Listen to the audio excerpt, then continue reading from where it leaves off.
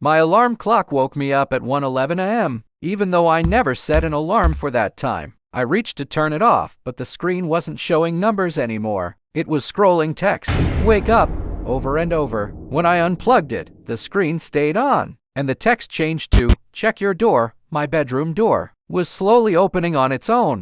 I froze. Then the clock displayed one last message: "He's inside." Repeat first line visually. My alarm clock started acting strange.